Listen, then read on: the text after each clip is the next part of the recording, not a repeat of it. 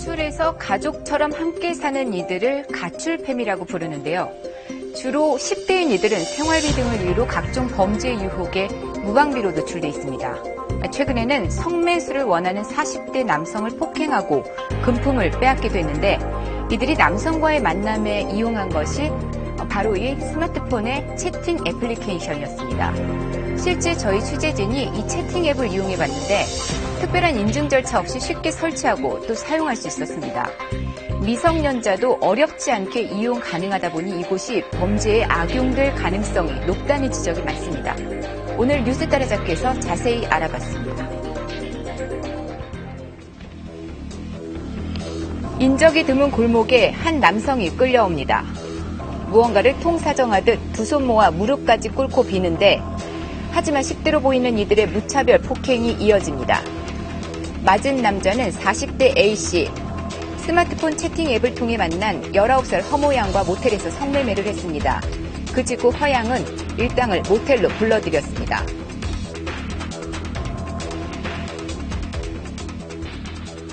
여자가 이제 채팅 어플리케이션을 통해서 그 성매수남을 일단 먼저 만나기로 약속 장소를 정해놓고요.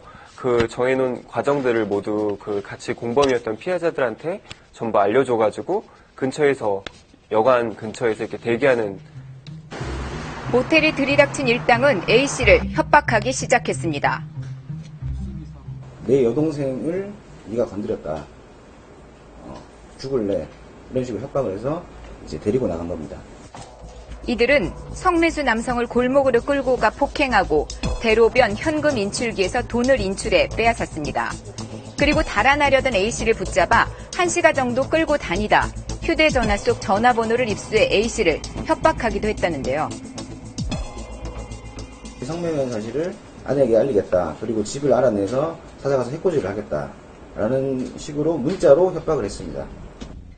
성매매로 처벌받을까 싶어 A씨는 신고조차 못했지만 이들은 30대 사기 피의자를 검거하는 과정에서 붙잡혔습니다. 아니요, 없어요. 신분증 좀 보여주세요. 저 미성년자예요.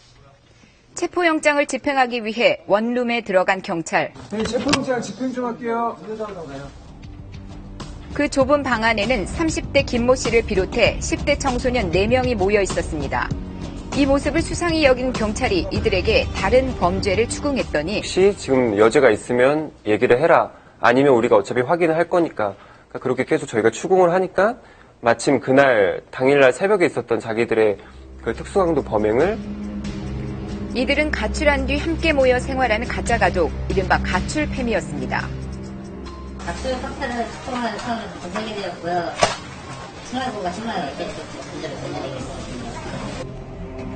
사기 피의자 30대 김 씨가 가장을, 다른 10대 4명은 식구가 돼서 좁은 방에서 함께 살았다는데요. 주위에서 자꾸 시끄럽다 그래서 그 주의를 주려고 올라가서 내가 보니까 억울하게 한 방에 있더라고. 남자 여자. 그래요? 그리고 그냥 있는 게 아니고 그냥 술을 먹고 그냥 그게 생활비와 유흥비가 필요해서 19살 허모 양을 내세워서 성매매를 했던 겁니다. 하지만 이들에게선 죄의식 같은 건 찾아볼 수가 없었습니다.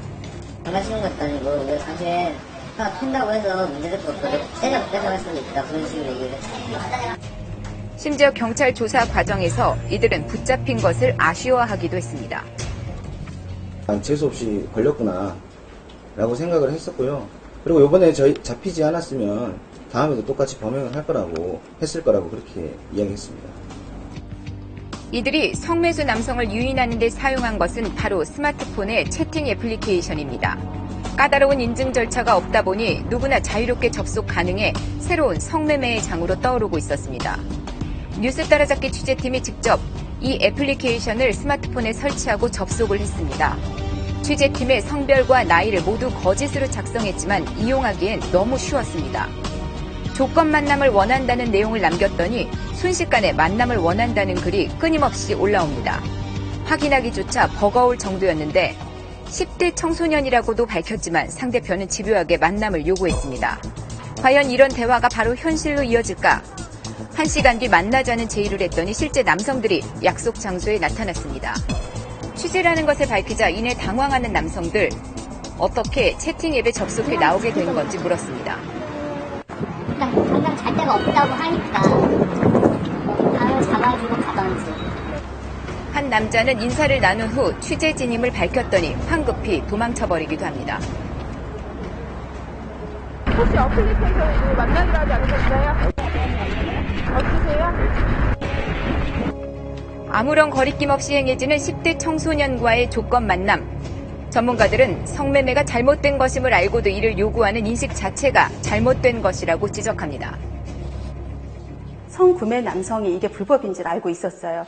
청소년에 대한 그 죄의식만이 아니라 성을 구매하려고 했던 성인 남성의 범죄 의식에 대해서 우리는 반드시 먼저 짚어야 할 것이고요.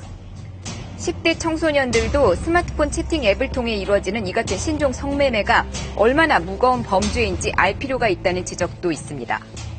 성매매 자체로 놓고 봐도 범죄들, 특히 미성년자와 관련된 사건들은 뭐 쉽게 얘기하면 갈취, 착취, 그다음에 납치 유인, 그다음에 뭐 기타 살인까지도 연결될 수 있는 그 내면에 내재된 큰 범죄들이 많이 있다. 이걸 좀 봐야 될 것 같습니다. 그래서 단순한 그 돈을 주고받는 어떤 성관계의 문제 이렇게 봐서는 안 될 것 같고요. 성매수 남성을 유인해 성매매와 폭행을 한 10대 일당은 특수강도 혐의로 구속됐습니다. 사용이 편리한 반면 범죄 도구로 악용되는 스마트폰 채팅 앱을 규제할 수 있는 특단의 대책이 절실해 보입니다.